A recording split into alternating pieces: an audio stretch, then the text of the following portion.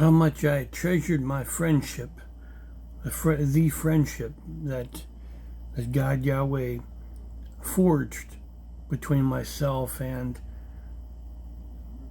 Hussein Karami. Hussein Karami.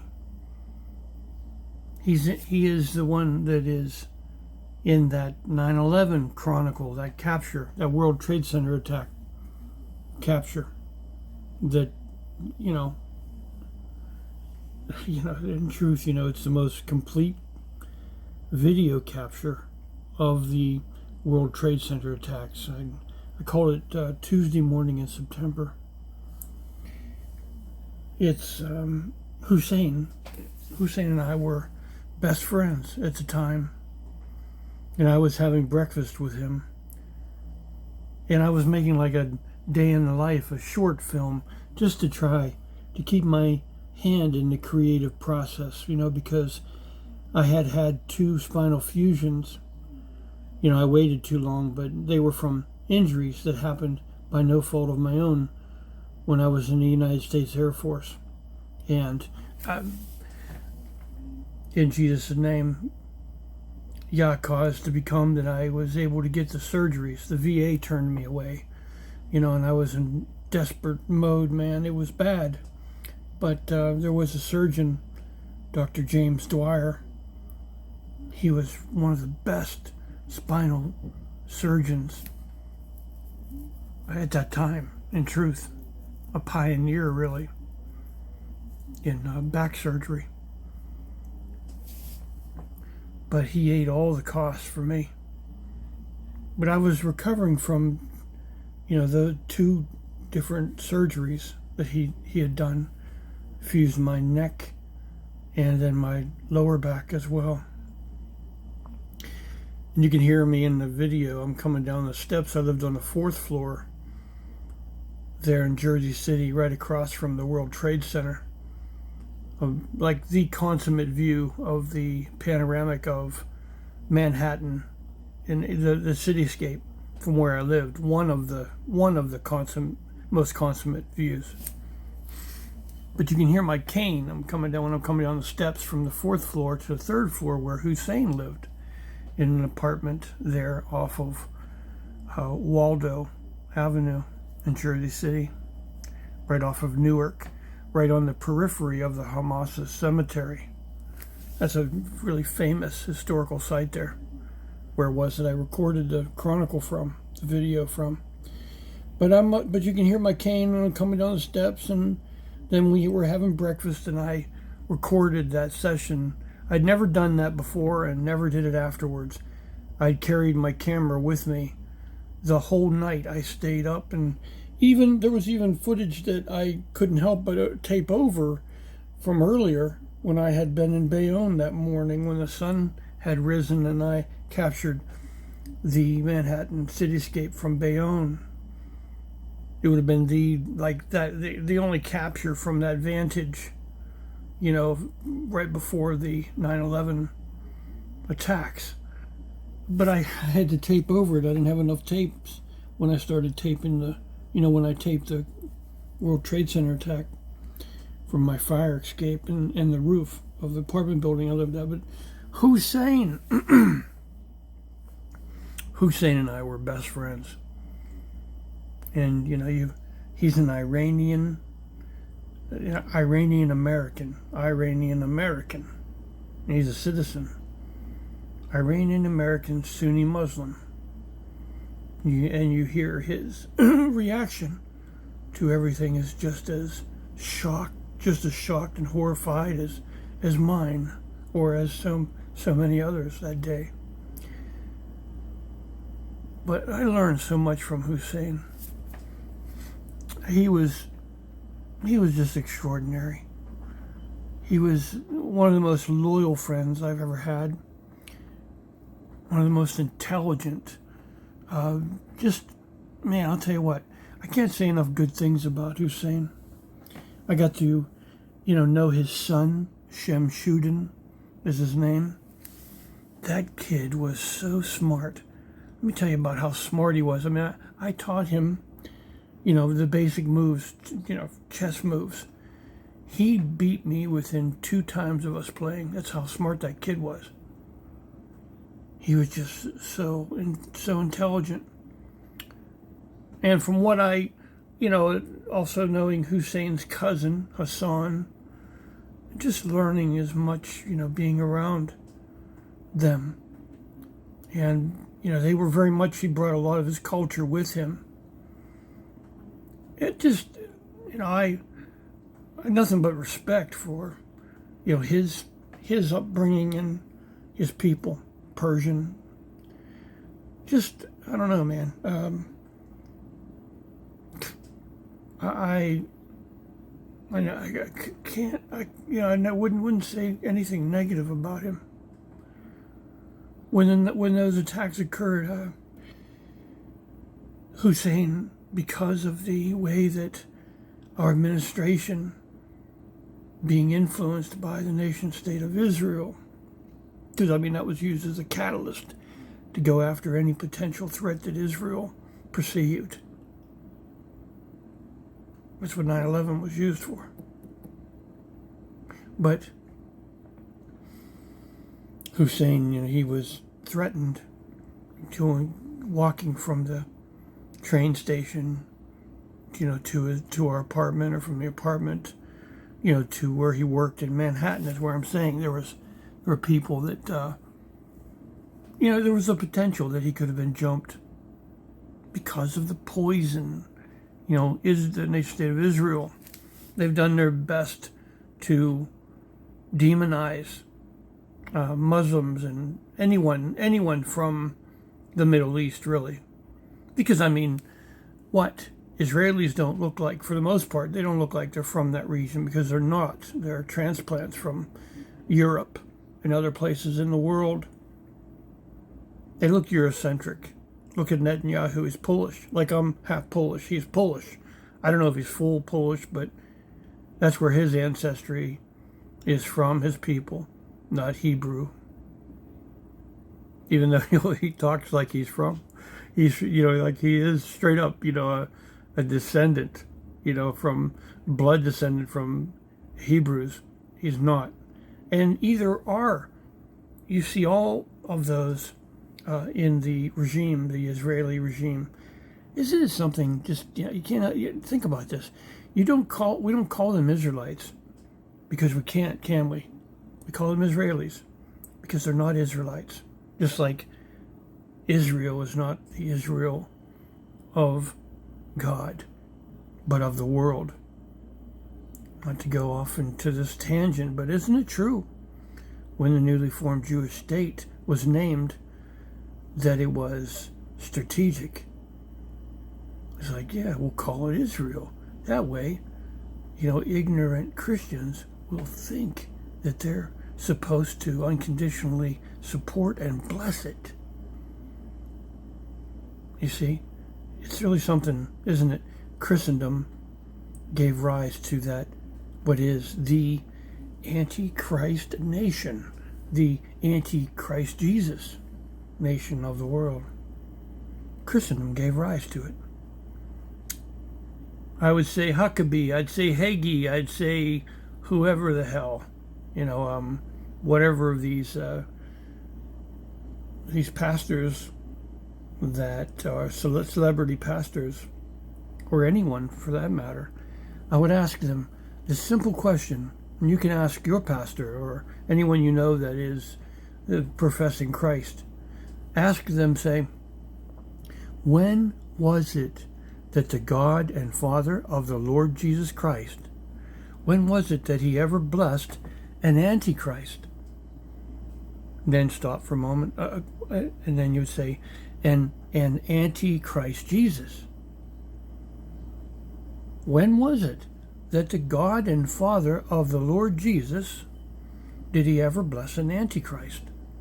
When has the God and Father of the Lord Jesus Christ ever supported an Antichrist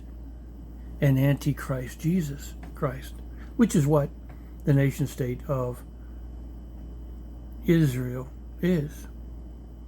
And when you look at what they're doing and just how callous they are, with the maim and murder of so many defenseless people, those people in Palestine. When you see that fruit, that's not the fruit of love. That's not the fruit of God. I can tell you what is the fruit of God. Every tear that's shed for those people all around the world. Every tear shed for those Palestinians and anyone that the nation state of Israel has brutalized. Every tear is from the living God, Yahweh. Those are the tears of God for the people that the nation state of Israel has callously brutalized. It's really something, isn't it? But my experience with Hussein Karami, his family, it just, there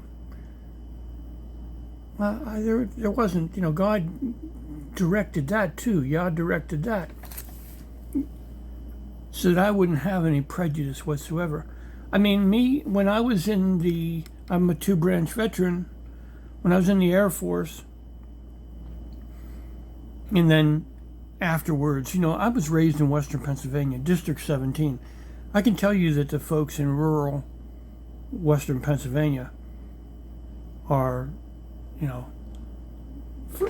get them alone if you're in their stratum of society, country folk. It's nigger this, nigger that. And the whole time I grew up, man, it was very prejudiced. And during Desert Storm and Iraqi freedom, whatever the hell, nomenclature, for the brutality that was done upon the peoples of Iraq, I'd get around family and friends from Western PA in District 17, Lawrence County, Beaver County. And they would ask me, because I was in the service, they were like, I'm thinking about my cousin David Hosick. He said to me, he's like, what do you think? Right in front of his dad, because his dad, he was enlightened, Robert Hosick, Butsy Hosick, but his, Robert Jr., he's like, Jim, because he naturally thought that I would have this prejudiced, attitude towards anyone in the region there and, the Middle East. He's like, yeah, what do you think about these sand niggers, Jim? Should wipe them all out. Sand niggers. That's what they call Arabs. People in the rural areas so much. That's even today. It's perpetuated. That's all the fruit of the nation state of Israel. They did that. They managed to do that insidiously. So much satanic influence is what it is.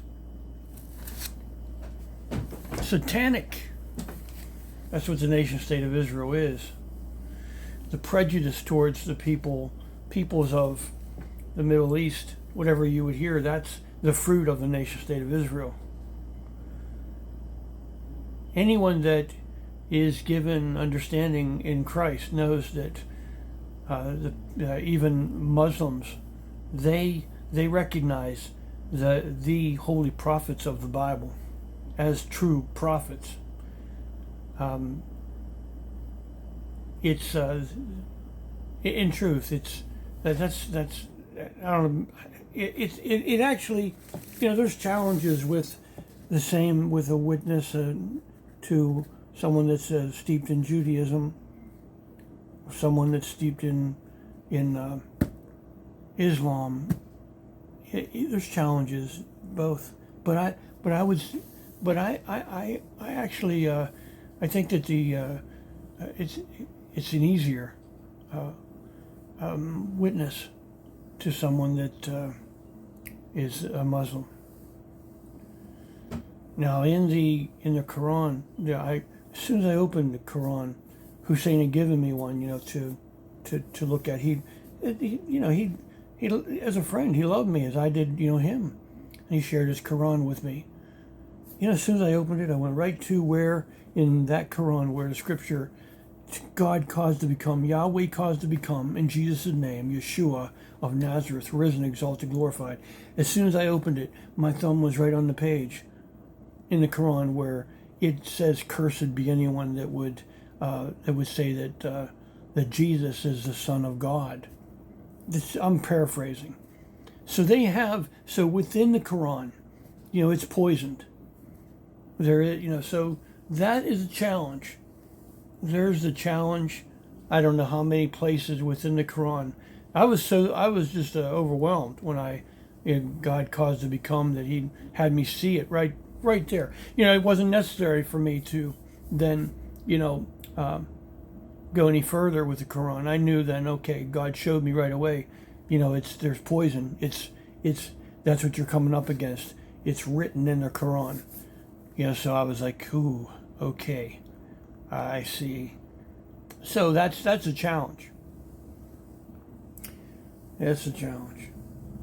But anyone that's in the body of Christ that doesn't know that the vulnerability of those poor souls that have been brutalized, those defenseless people in Palestine and in the region around the nation state of Israel, that Israel has brutalized, in their humility, being terrorized, brutalized.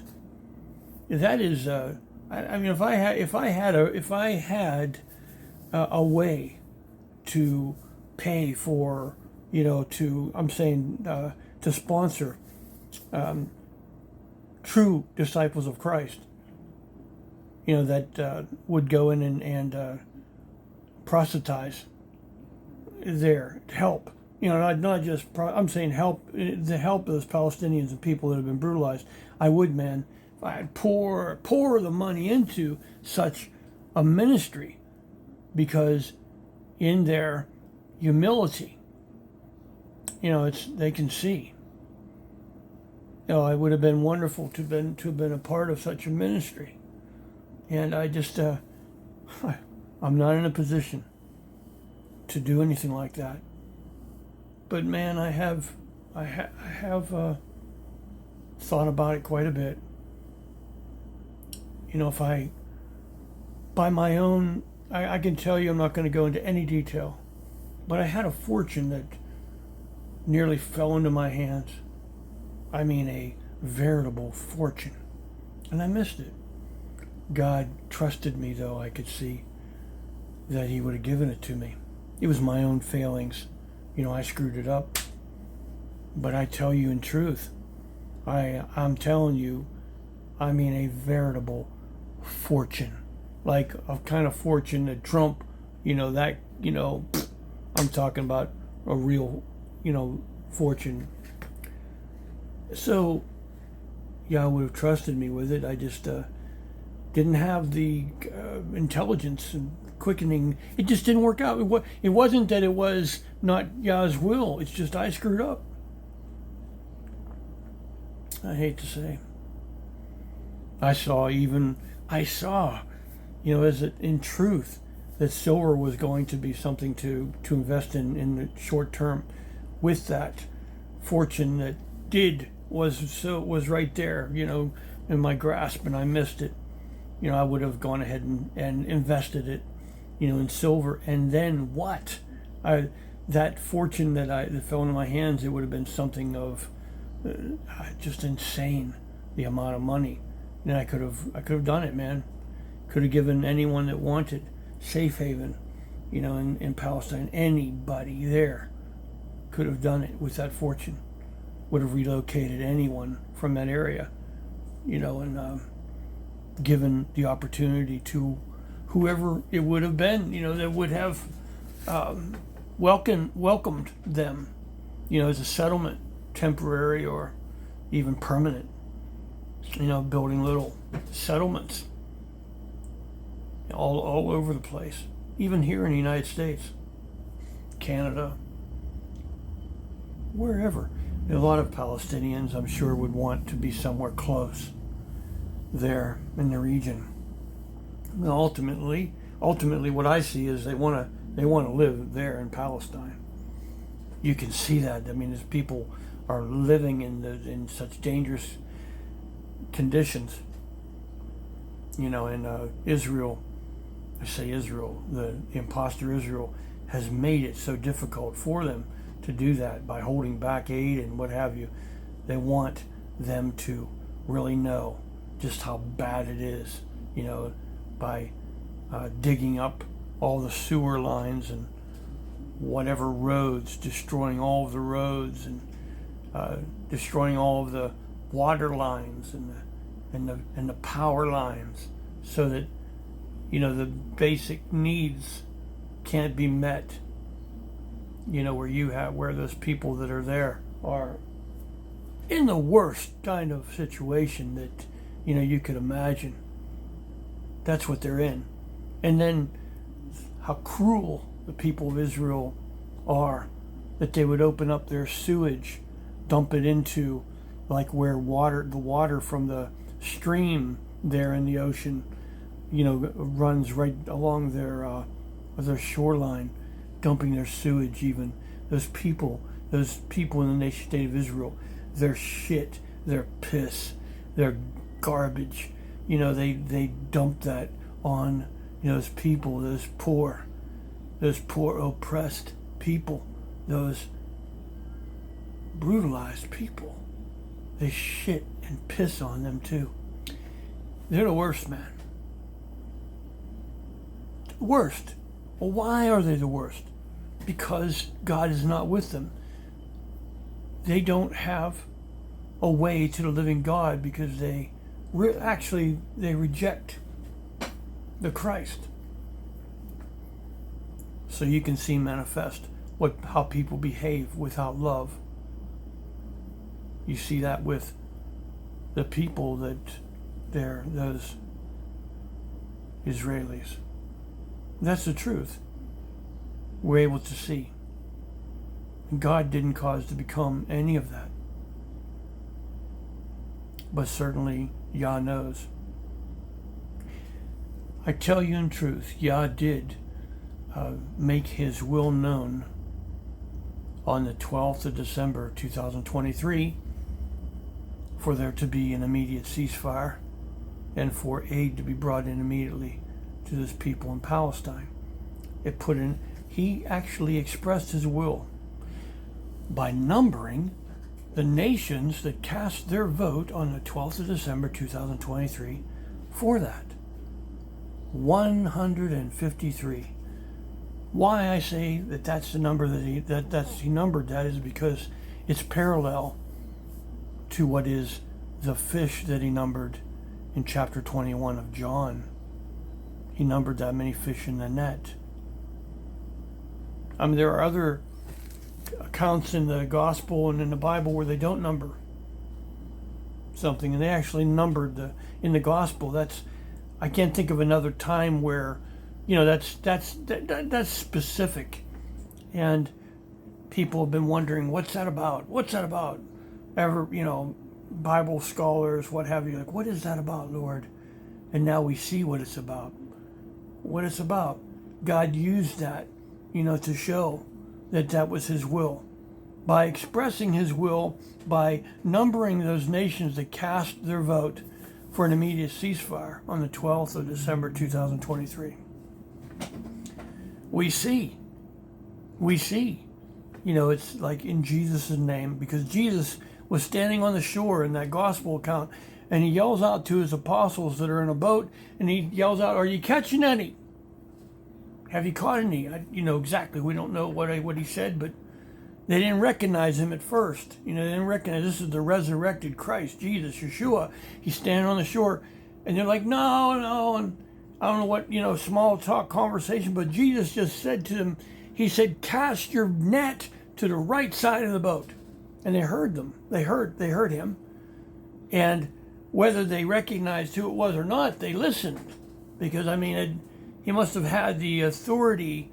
It was anointed of God. That, of course, he's the anointed one. When he said it, they listened. They cast the net to the right side of their boat, and they couldn't even pull it into the boat because it was so heavy with fish. When they got to the shore, they counted the fish, 153. fish in that net. So we see that the votes that were cast on the 12th of December, 2023, those nations, 153 nations, God numbered. He caused to become that the 153 nations cast their votes. Cast. Just as the net was cast by what Jesus told them to do, his apostles. You see? So you see, it's in Jesus' name, in the signature of Christ, that those votes that were cast on the 12th of December, 2023. And as I am here, what is this now? What is it? The time that has passed. I have not heard one person that testified to that miracle. No one. That is astonishing. That's as astonishing as the miracle. The people are that blind that God did something like that, expressed his will in plain sight, and no one even sees it. That is astonishing. Think about that. There's no doubt about it. There's more to it. There's more to it. You know that months before October 7th of 2023, on my YouTube feed, there was this diver that went down into a cave system, dove down into a cave system in Florida, and he recorded his dive. And there were these two expert divers that then got a hold of this footage from this dive that this man had gone down in this cave system in Florida, in Peacock Grove, in Florida. I'm not familiar with the area, but I just tell you that that's what it's called, Peacock, whatever. But anyway, it was really wild because these expert divers, they're commenting. They got their own little podcast thing or whatever, YouTube show, series, whatever, diving series. And these expert divers, they're commenting on this video that this diver captured of himself going into a cave system underwater, down into a cave system. And the diver made it known where he turned around. A depth of 153 feet. The expert divers, they said, they said, look, there are these rules with cave diving, going water diving, into a cave system. There are these rules that if you break even one of them, they said it's certain death, even breaking one of the rules. I know, maybe you think I'm exaggerating. Well, I'm not exaggerating. They were quite serious. They're like, if you break even one of these rules, you're going to die. And that diver that recorded that dive down to a depth of 153 feet, he shows it on the screen, 153 feet. Before he posted the video, he made sure to go in there and he posted 153 feet. That was all guided of the living God. That was a turnaround. And that went with the votes that God numbered, that were cast on the 12th of December, 2023. Because that was the turnaround. What was guided of the Holy Spirit in Jesus' name, I was able to discern because God gave me discernment. Yeah, God gave that to me. I was blessed with the discernment. And here is a tiny, tiny, tiny I am. I am a working Christ, a repentant sinner. That's all, no title, nothing. I'm not some non-entity. But I was given the privilege of delivering that message, that testimony, to the Biden administration. You're like, probably that sounds like I'm like a bunch of BS. You probably think, well, this guy is really deluded, huh? But the thing is, God had appointed for me to capture a video of this massive fallout from an illegal burn-off of what was at least 34 railroad containers that were carrying hazardous materials that were illegally burnt off on the Pennsylvania border. You would know by East Palestine, because those corporations positioned everything in East Palestine where none of the contamination was ever blown into.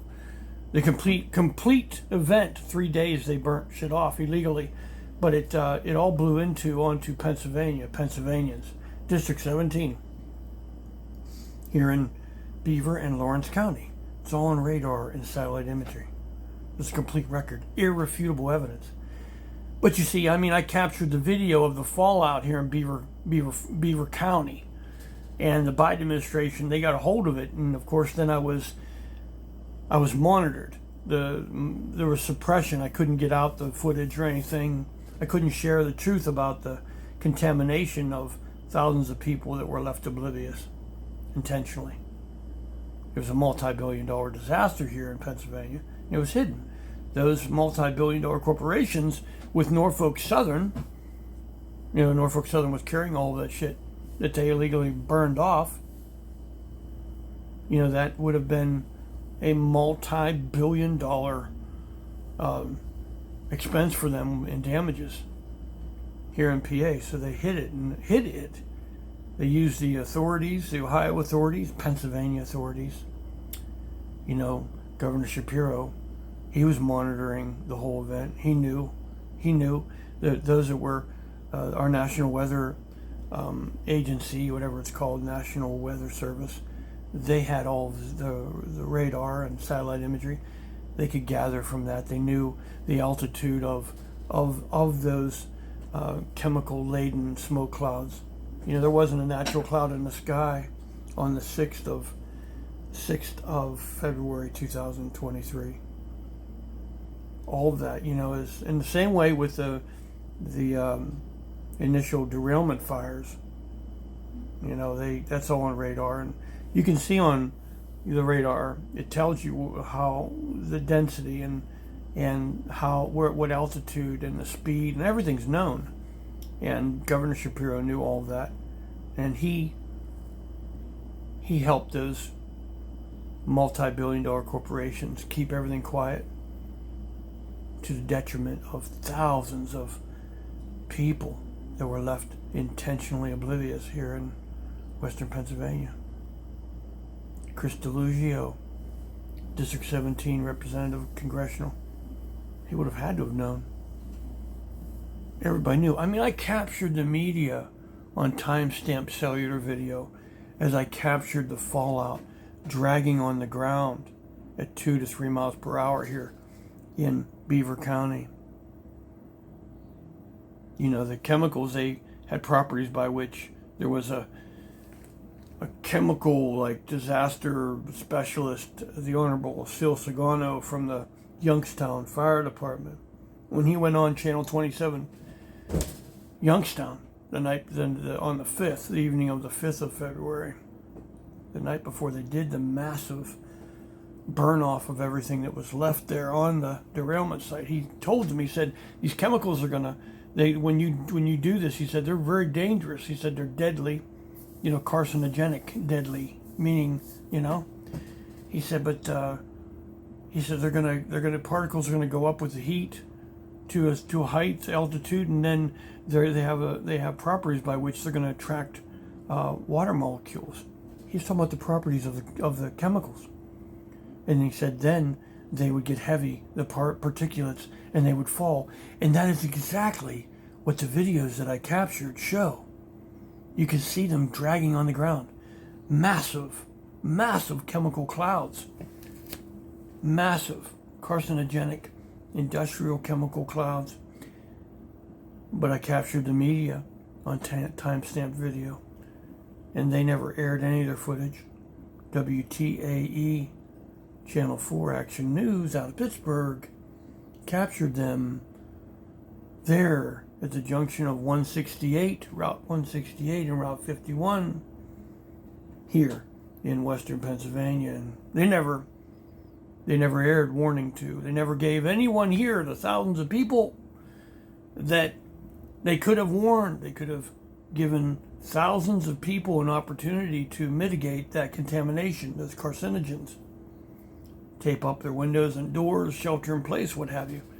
But they were mute. Mute! Somebody gave them a directive.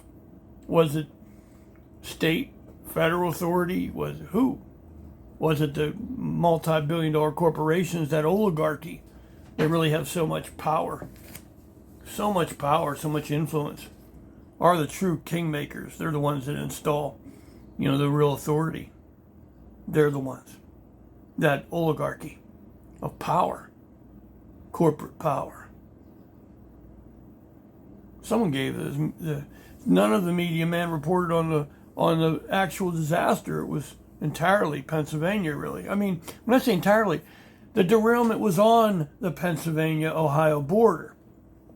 So you got the area right there close by where the containers were intentionally, illegally burnt off. I mean, the firemen, when they got there to the scene of the derailment on the 3rd of February, that evening, Friday night, they were told to not put out the fires. So in essence, the firemen, all those firemen with their fire engine and the lights going, and down there to the west end, you understand? The west meaning west, right? Like I'm saying, there was a buffer zone in between the derailment and East Palestine. It was on the outskirts of town where the derailment occurred. So the firemen stood in safety to the west and really posed for the media. The media carried the lying narrative of East Palestine. East Palestine is where the reporters in safety reported on the disaster, but they never said where the disaster was. Every time they would have a video or a photograph, whatever, it was done so you wouldn't know where the hell, the wind was blowing. No one ever thought, where's the wind blowing? No one ever thought that it was all going onto Pennsylvania. Sosagano, he gave the heads up, man. No one would listen to him. And of course, these folks that carried out this insidious criminal activity, they kept their circle small. Like they could have asked more. Experts like Sosagano, hazardous materials, chemical specialist, and they would have known that it wasn't going to blast up into the atmosphere and then be spread out, dispersed over multiple states, which was the lie. It never went that high. When you see it disappear off a radar and satellite, it's because it's already then on the ground. That's why it disappeared, because it all came down. So whatever cocktail of chemicals that they burn off because the smell changed. I know. I know. I was symptomatic, severely so for nearly a week and at least a month. I had the symptoms from the exposure. But the smell changed from the night of the massive fire on the 6th, to the next morning. When I say severely so, I mean severely so. The worst diarrhea I ever had the next morning, and I had a kind of headache where, you don't move because it's like, oh shit, like that kind of a headache. I had a burning in my chest. I had a cough. I had the kind of fatigue, where the only thing I could do is get up to go to the bathroom, and I had a cold, like I'm talking about shivering, like cold. I couldn't get warm. It was all from the chemicals. So I was allowed to know that it was bad. I didn't freak out in Jesus' name. I didn't freak. I stayed in. But it really, really happened. So look, I was monitored, is what I'm saying. So that video of the diver, I was given the privilege to tell the Biden administration, because they were listening, they were watching. So were state authorities. So was that diabolical Shapiro, poor guy. I was championing him. I'm like, come on, Governor, this is your opportunity. God's given you an opportunity. That's probably why you're in that office. I said, if you do this, you might even end up being president. I said, but you need to do it. You need to represent all of these people in Pennsylvania that got dosed with these carcinogens. You need to bring to justice the perpetrators. I tried.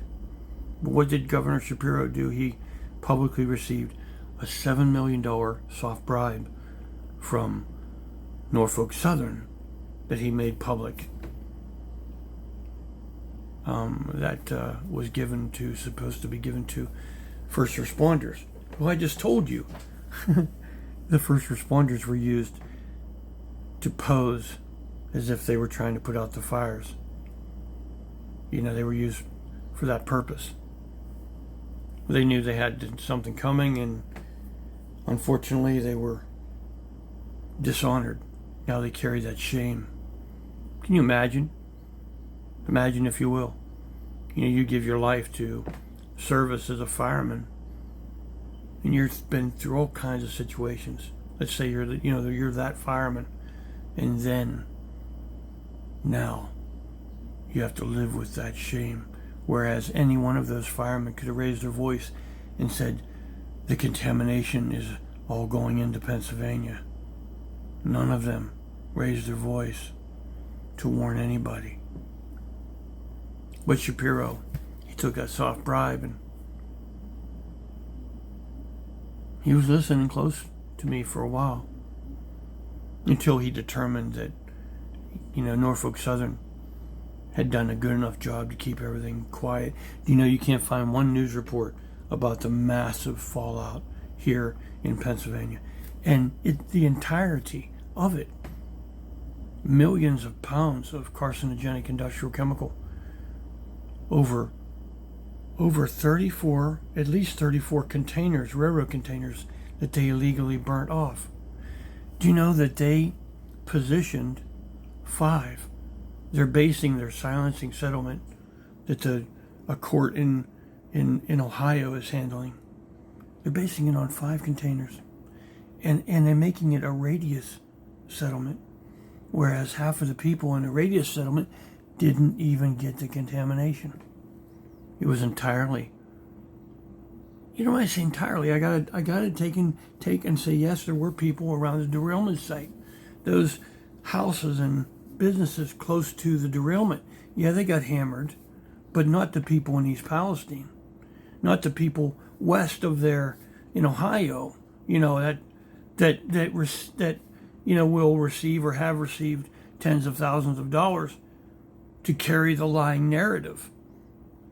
And none of them are going to fight for the actual 34 railroad containers, which would be 5-6 times the amount of money that they would receive. No, they're not going to fight for that because, man, they're like, let's be cool. Getting this tens of thousands of dollars based on 5 containers is fine. We didn't get contaminated. Why should we push our luck? That's the truth. So anyway, I was monitored, tight, surveilled. My civil liberties were stomped upon. I couldn't get out. I couldn't get out anything. I was being monitored tight. Look, the 2 FBI agents that interviewed me during that time were cordial. I didn't get mistreated. But I'm saying, if you think about my civil liberties being stomped upon, if that's an offense, well, of course that was done. And there wasn't any formality about it. That's why, I got to thinking about it. I'm like, there was some shit that was done to me when I was in service to our nation 43 years ago. When I was going through Army boot camp, I was used in a secret virus program as a guinea pig. I was injected with what was flagged then as a retrovirus, but it was an engineered designer pathogen that was highly contagious in the beginning. And there were when I went to my special active individual training at Fort Gordon after Fort Jackson, 1983. I was there at Fort Jackson, and then I went through training when our Marines were killed in Beirut. That gives you an idea of when it was. But when I went on to my AIT at Fort Gordon, I was, I believe, intentionally put in this bay with 7 other guys, and when they got it, because I was highly contagious, they were all taken away. And I don't know how many people actually got the bug, what it was they gave me. How many others were there from Fort Jackson? if I was I may have been the sole, I forget the name of that, that there was that woman that was a carrier of Black Death. Whatever name, Mary. Anyway, it doesn't matter. But I may have been, I may have infected a lot of people, because I remember I can't remember anything about what it was that went on in my training at Fort Gordon, because I had such a brain fog. I was so sick. I was stubborn, man. I had turned 18 when I went through basic during that time that our Marines were killed in 1983. And then, so I was in the best shape of my life, and I just stuck it out, man. I'm like, there's no way I'm going to be recycled. But I saw so many people around me that were taken away. I never saw them again. I don't know what happened to them. There's a record of all these things. Do you know even the barracks that I went through boot camp, the barracks atop of Tank Hill at Fort Jackson, they were torn out right after our cycle. We were the last cycle to use those World War II barracks atop of Tank Hill. I think that was planned in case something crazy happened with, anything being there that could have contaminated. They were trying to be safe, is what I'm saying. But I'm saying that was done to me. Then there was something that was done to me when I was in the United States Air Force. I was recognized as being the best that the United States Air Force had in my AFSC at the time that I served. And I was awaiting orders that were being cut for me to serve at the Pentagon in honor of that, when a congressional inquiry hit our base. And it was about the social actions issue, something that happened to me. And the social actions, what had happened within my detachment, the 1365th Audiovisual Squadron out of Lackland. I was at Altus Air Force Base, but it was that congressional inquiry. I was told that what happened was my base commander, Colonel Hazeltine, he was up for promotion to Brigadier General, and he was passed over. It cost him his promotion. I was told that. So I'm waiting for orders that were to be cut for me to serve at the Pentagon. I was like at the pinnacle, of where I could have been and could be, I'm saying, and then that damn congressional hit, and then the shit rolled downhill. Anyone in the military would probably understand. I was taken out of my unit, my detachment. I was put with prisoners, but I wasn't a prisoner. But I was meant to work with them in the shittiest kind of details, on base, and work with other shitty units on base for the shittiest kind of details. Whatever, carrying out old mattresses from dormitories that were barracks that were being remodeled and torn down. Shit like that. That's the kind of shit they had me doing. Whatever it was, picking up cigarette butts, out the front gate. You know what I mean? Just to try to humiliate me, break me down.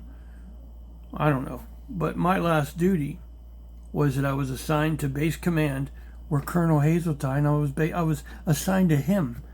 My command was at Lackland Air Force Base, but the base command got hold of me, and I was given to Hazeltine, and I was direct ordered to sit at attention in this wooden chair, in the back of where nobody traveled in base command, and they had done their best to fabricate, backdate, some paperwork to try to make me look like I was a problem airman, because to take all of, you understand, there was a congressional inquiry and whatever the hell, but I wouldn't sign what they wanted me to sign, and oh my God, I lost track of time, the days, I'm saying.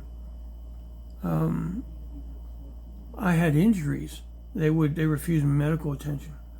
Injuries that led to my having to have 2 spinal fusions. and I was ordered to sit at attention. Ordered. It wasn't like they had a stick beating me if I didn't sit attention. But they told me, go ahead. If you don't follow direct orders, this is just what we're going to do. We're going to we're going to give you a dishonorable discharge. I knew that's what they were working on doing. I followed their orders. My last duty was to sit at attention. Ordered to sit at attention in a wooden chair for so many days that I lost track of the days. I lost track of the time. And I had a lot of time to think in that situation, and working against, you just have to, if you have had any back problems that required you to have surgery, then maybe you know something about what it was when they were raw, the injuries, what that might have been like for somebody. If you don't know, then just go ahead and sit at attention in a wooden chair. See, if you can do it until you lose track of the days. See how you do with that. Sit at attention for so long that you lose track of the days. But then I agreed to sign their paperwork, whatever it was they had. And then I remembered that it was another 4 days they had me sit at attention. I thought that was rather cruel. But, so I asked, I asked the administration, both the Biden and Trump administration, why not drop the formalities? And, since there was no formality in my being surveilled, my civil liberties being stomped upon, I said, look into my military records and consider giving me a fair and just result for what was done to me. I mean, this is where I am. I've been made to wait going on 8 years. I've been told I needed hip replacement surgery 8 years ago, in Pittsburgh, going on 8 years. In truth, I'm telling you the truth. Oh my God, is it just fucking ground me down to nothing, man. Like my activity and everything, it's just, you wouldn't know how bad it is unless you go through it. But oh my God, is it horrible. Fuck. But, I'm like, well, maybe you could consider giving me a fair and just result for what was done to me in service. I said, because rank does have its privileges, obviously. So what I asked them for, I said, drop the formality. I would like to have retirement status, E8, over 23 years. With back pay from the date of discharge. Now, how did I arrive at that? Look, I had orders to serve at the Pentagon as from the result of being recognized and awarded as being the best that the Air Force had in my job. I was at the pinnacle of where I could be as an enlisted man. I had the ambition, I had the talent that I could have gone to the height of whatever that would have been for me as an enlisted man. Working at the Pentagon, I would have had my eyes on doing work for the president, to tell you the truth. That would have been I'd have been doing whatever I could to get recognized. And probably when I retired, I would have had a good GS job, making a lot of money too. So that's how I arrived at that. And it's not unreasonable. So here I am, a disabled veteran. I've been fighting dental issues, man, like horrible double vision infections and abscesses in my jaw and all this kind of shit that goes with having bad teeth, from being on medication all these years too, that's weakened my enamel, what I was told, had a lot to do with it. My teeth, getting soft and, rotting. But, if you are a disabled veteran even, you can't have even an antibiotic for bodily infection from a tooth unless you have a 100% disability rating from the VA. So, I've been suffering with this shit, and good Lord, what I've had to go through just to get fucking pain medication. Oh my God. So I'm like, I'm asking for a fair and just result, and that's what I've asked. Two administrations. President Trump, I've sent enough messages there asking for help that you could write a couple books. Well, for the past, how many months I've been sending him asking. And, you start the conversation off talking about, the massive fallout here in Western Pennsylvania and the multi-billion-dollar disaster that was hidden. And that, I captured all the irrefutable evidence that was needed to indict, to prosecute people that were behind it, the perpetrators, obviously.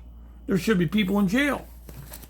Even Governor DeWine, he declared a false state of emergency, activated our Army National Guard to stand as sentry to keep people from going in there and recording their preparations they had to do before they did the massive burn-off.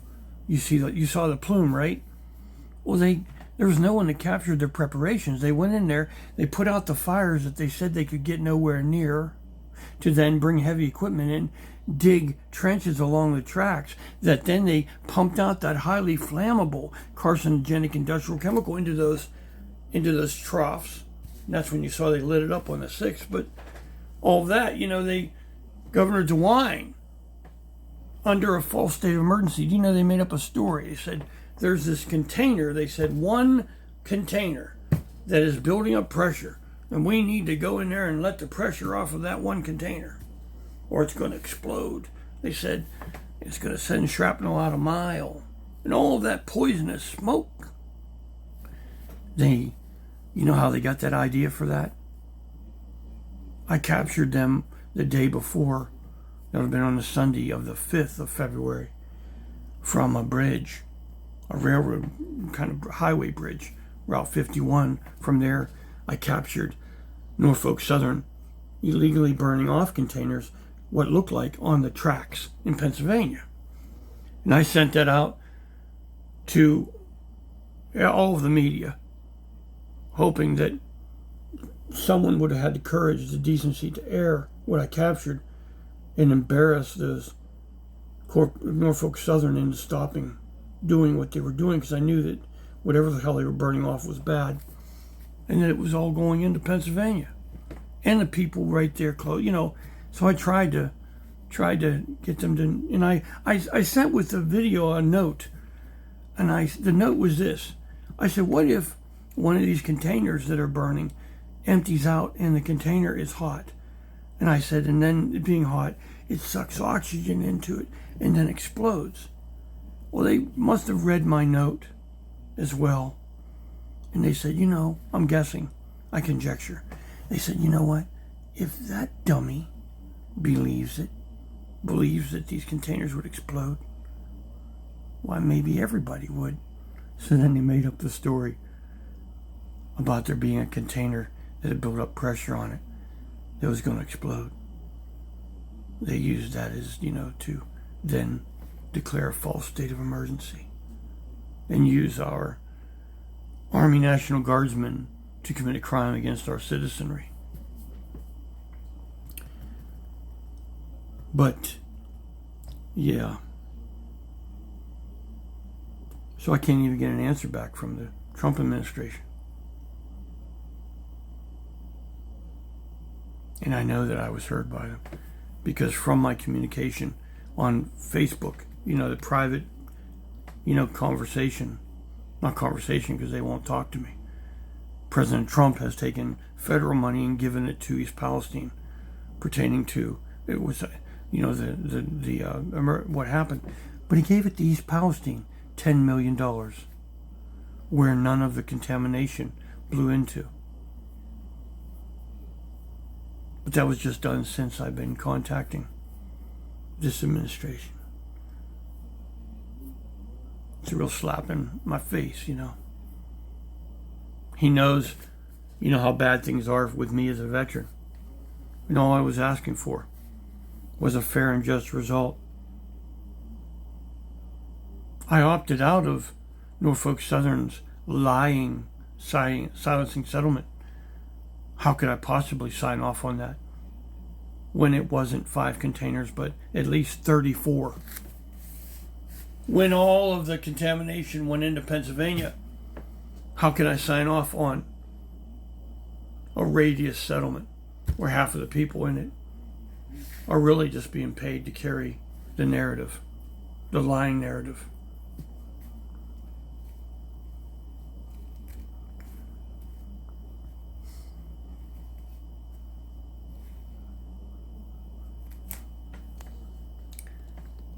Yeah.